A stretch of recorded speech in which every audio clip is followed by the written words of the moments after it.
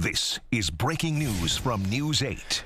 That breaking news, the impacts of the storms right now and the rain. The flash flood warning remains in effect for our area, and we're seeing the impacts already. We'll talk to meteorologist Liam Healy, the latest on the radar and rain totals in a second. First, this scene with Hayden Wentworth. She's live on the west side of Irondequoit with a sinkhole and a car that was swallowed up this morning. Hayden. Brennan, if you are traveling on St. Paul Boulevard in west Irondequoit, just off of Westburn Road, roads are closed right now because of the sinkhole that you are seeing. You can see the remnants of the car that was pulled out in there. And at this time, there isn't a lot of information that police can give us right now. We just know that a car was pulled out of it. There's no information on injuries yet, no time frame on repairs, but we will let you know as soon as we know any more information. Brennan, back to you. All right, Hayden, again, you see that car damaged across the street, pulled out. We haven't heard anything of injuries. We'll keep everyone updated. Hayden will join us live again at about 7:25.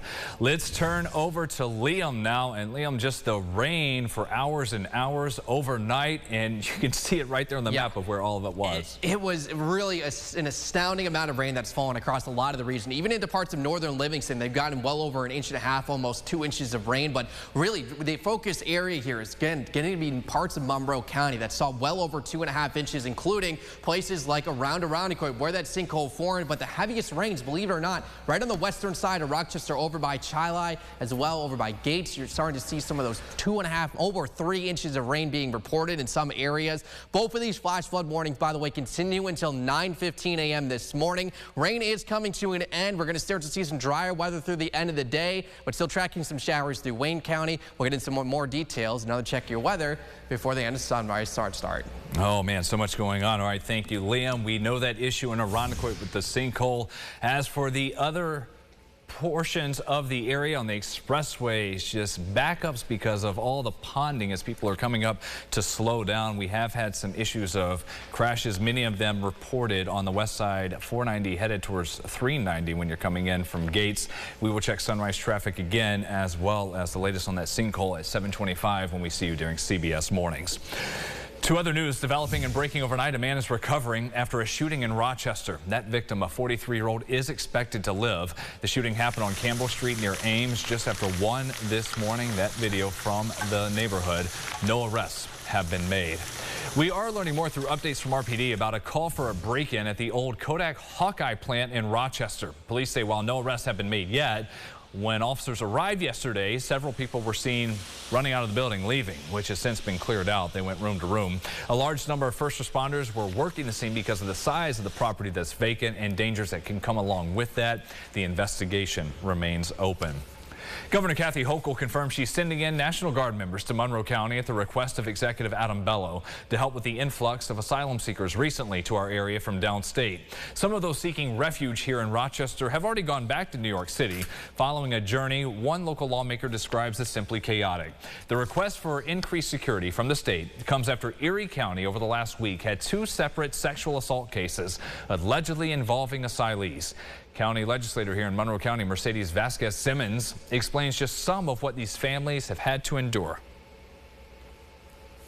Conversations that I have been with some of the families is that they want to go back to their home country. Apparently, they've gone from California.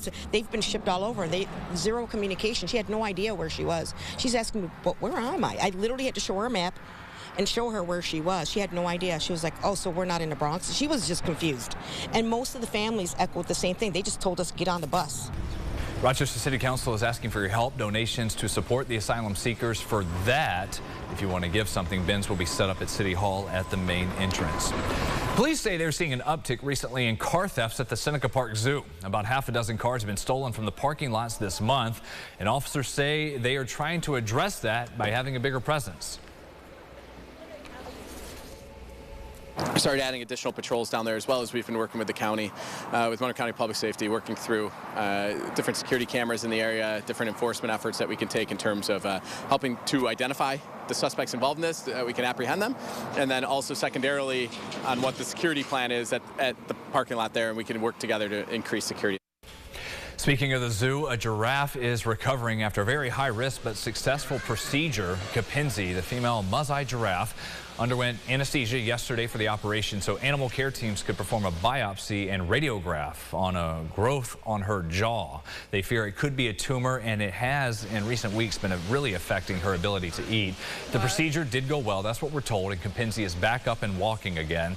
They have to wait for the test results to come back to learn if this growth is benign or malignant, and then they'll know how to best move forward with that giraffe. Other headlines this morning, the death toll from the devastating Maui wildfires has now surpassed 100. Searchers with dogs have been combing through about a third of the scorched rubble so far of the historic town of Lahaina. At least 1,300 remain unaccounted for. Videos from just before the fires over the last week in Maui showed downed power lines burning. Hawaiian Electric Company has faced growing criticism for not shutting off power amid the high wind warnings. Company officials say that was not an option, their claim. A class action lawsuit has been filed seeking to hold the utility responsible for the deaths of at least 99 of the fire victims. Many of the volunteers on the ground in Maui, a few of them lending a helping hand, are from the local chapter of the American Red Cross. Laura Lutz is one of them, arriving in Maui Sunday, and will spend the next 3 weeks there helping those in shelters. She says her role is mainly to offer spiritual and emotional support to families facing so much trauma. I think the hardest thing is people not being able to locate their relatives. You know, watching a gentleman yesterday go from cot to cot searching for his mother. That's just heartbreaking. And then, of course, he went on to hospitals and other venues. But still, it's heartbreaking to know he doesn't even know where she is. And there's a lot of families like that.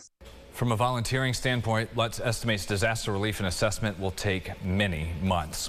Happening today, community activist Mitch Thomas will be recognized for her dedication for so many years in service to Rochester. State Senator Jeremy Cooney will honor Thomas as the 2023 New York State Senate Woman of Distinction. News 8 featured her in 2020 in the story behind the Jane Pittman public drinking fountain downtown. It was inspired by a negative encounter at a restaurant when Thomas was charged for a cup of water. One spigot represents humanity, other spigot represents liberty, and the other represents equality. And this is what America's all about. Cooney calls Thomas a philanthropic powerhouse who always found ways to improve the well-being of so many others in the community. Thomas is the wife of Dr. Freddie Thomas, the late civil rights leader. She will be honored at the Learning Center bearing her husband's name. That ceremony this afternoon at 3:30. A final check now of the weather and the rain still this morning and the warnings. Here's Liam Healy. Yeah, we're still dealing with a few flash flood warnings out there as we get into this morning hour. About 9 to 9:15 a.m. for both of these as you get into parts of Monroe County. Some lingering showers, though, still through Wayne County. These will continue to push their way out. We'll see them through Ontario and Yates as well over the next few hours here. Now, I want to point this out down here. We do have a flash flood warning out by parts of Monroe and Gates County, but we also have this area of flooding. Gates and North Gates report via social media. Roads impassable right by the airport. Brooks and Marilou Drive out in Gates. There is a car submerged in the water with some damage as well. So if you're heading out that way by the airport, keep in mind it is going to be slow. And that's this on top of other issues like the sinkhole in Irondequoit that we've been focusing on all morning. Morning drive, water issues all across the board. Going to be something we're dealing with here. Then your evening drive should be a lot easier going. We'll talk more about it coming up a little bit later. All right, thank you, Liam. That does it for us here at Sunrise. We're going to have more updates for you with Liam and Hayden at that sinkhole in Irondequoit at 7:25. Follow News 8 wherever you are on RochesterFirst.com, Facebook, Twitter, and on our app for news and weather.